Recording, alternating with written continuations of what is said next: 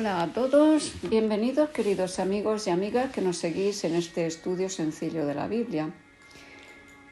Hoy utilizaremos el tema 107 para continuar con el libro de Deuteronomio, quinto libro de la Biblia, y estudiaremos el capítulo 14.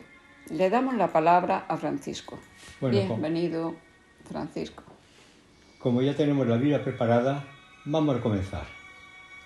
Comenzamos con el capítulo 14 y vamos a ver lo que nos dice. En este capítulo se aclara aún más lo que figura en el capítulo 12, estudiado ayer, sobre los animales comestibles y los que no lo son.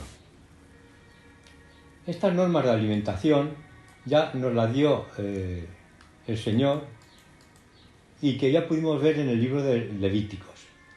Los versículos 4, 5 y 6 dicen, resumiendo, que se puede comer en cuanto a animales limpios el buey, la oveja, la cabra, el ciervo, la gacela, el corzo, la cabra montesa, el íbice, el antílope y el carnero montés. Y en los versículos 9 y 10 nos dice que de lo que hay en el agua solo son limpios y se pueden comer los peces que tienen escamas y aletas. En los versículos 11 al 20 especifica las aves que se pueden comer. En el 21 dice que no se puede comer nada que te encuentres muerto. En el versículo 22 les recuerda que deberán diezmar todo el producto de su campo. Y en el versículo 27 dice, y no desampararás al levita que habitará en tus poblaciones, porque no tiene parte ni heredad contigo. Y los versículos 27, 28 y 29 les recuerda que la tribu de Leví estaba al servicio del santuario, por lo que las demás tribus tenían que ayudarle en su manutención. A ver, tengo una duda sobre el versículo 26. Comienza diciendo, y darás el dinero por todo lo que deseas, por vacas, por ovejas, por vino, por sidra. ¿Dios aprobaba la ingesta de vino y de sidra fermentados? Bueno, como veo que no lo tienen muy claro, pienso que a algunos de nuestros oyentes le ocurrirá lo mismo, porque voy a intentar aclarar esto y también otros aspectos dudosos que podemos ver a lo largo de la Biblia. Vamos a ver. Tanto el vino como la sidra, que se cita en este versículo y en otros que podemos encontrar, eran bebidas fermentadas. Esa es realmente la realidad. En tiempos pasados, Dios muchas veces pasó por alto la mala ignorancia que motivaba prácticas que él no podía aprobar.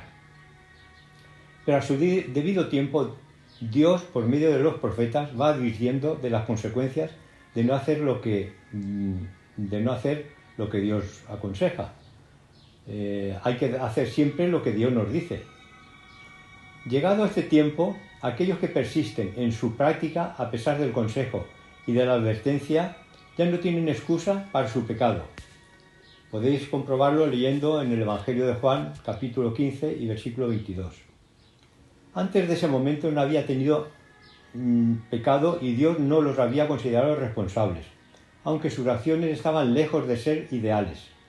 Pero Dios consiente a veces las desobediencias para que comprobemos los malos resultados de nuestra tozudez. Tenemos como testimonio a Pablo, quien persiguió a la Iglesia por ignorancia y aún así pudo obtener misericordia del Señor. ¿Y en los casos del divorcio o adulterios? Sobre el divorcio sabemos que no fue el deseo de Dios el que existiese, puesto que Él creó a la pareja.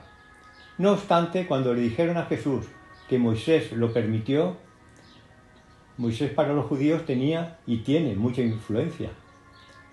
Jesús le dijo claramente que Moisés permitió el divorcio debido a la dureza de sus corazones, pero que al principio no fue así. Poco a poco voy recordando consejos de Dios, no teniéndolos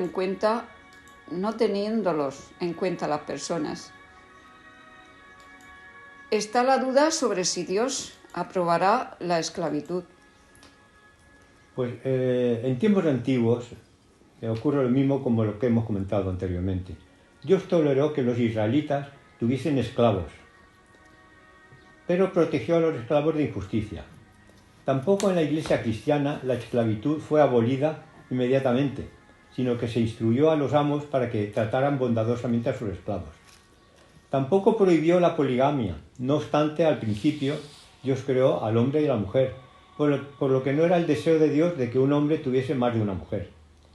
Dios le dio a Moisés leyes que tenían el propósito no de abolir directamente la poligamia, sino de desaprobarla, de restringir el divorcio y de elevar la norma de la vida matrimonial. Por ejemplo, si bien es cierto que Dios no le prohibió a Abraham que tomase a Agar por segunda esposa, tampoco lo protegió de los males que resultaron de tal acción. Abraham tenía que acostumbrarse a obedecer a Dios y darse cuenta de que cuando no lo hacía, las cosas no le iban bien. Efectivamente.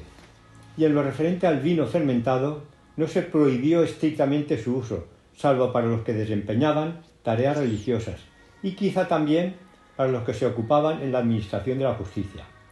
Se señaló claramente los males que acarreaban el vino y la sidra, y se aconsejó al pueblo el abstenerse de estas bebidas. En el libro de Proverbios lo veremos cuando lo estudiemos. Pero Pablo deja claro el ideal que debe tener el cristiano cuando dice: si pues coméis o bebéis o hacéis otra cosa, hacedlo todo para la gloria de Dios, y advierte que Dios destruirá a los que destruyen sus cuerpos. No puede admitirse el argumento según el cual, puesto que una vez Dios lo toleró, no tiene nada malo ingerir bebidas embriagantes. Pablo advierte que los borrachos no heredarán el reino de Dios. Al final de este capítulo, Dios sigue insistiendo de que se ayuda al extranjero.